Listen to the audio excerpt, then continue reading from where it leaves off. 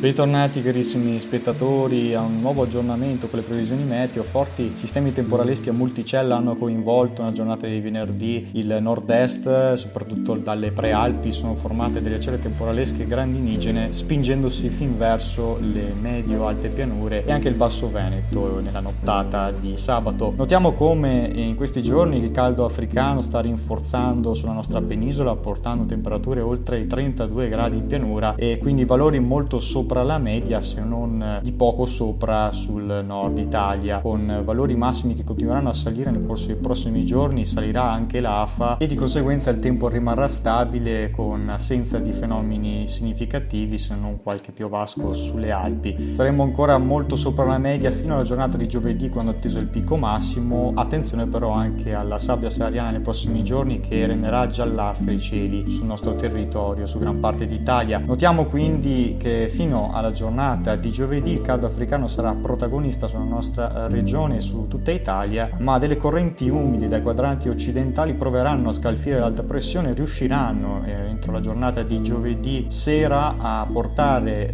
dei forti temporali che si spingeranno nella giornata di venerdì e sabato verso il centro-sud Italia, portando fenomeni anche intensi. Giornate quindi contraddistinte da stabilità, qualche nube alta in transito, giornata di giovedì e venerdì che potrebbe portare forti precipitazioni a carattere di rovescio temporale fin sulle aree pianeggianti, weekend comunque assai incerto, un giugno finora apprezzabile, senza ondate di caldo troppo significative, con la prevalenza di correnti fresche instabili nel lungo termine che potrebbero continuare a insistere anche verso la fine del mese, ma tendenza da confermare. Per ora vi rimandiamo ai prossimi aggiornamenti meteo.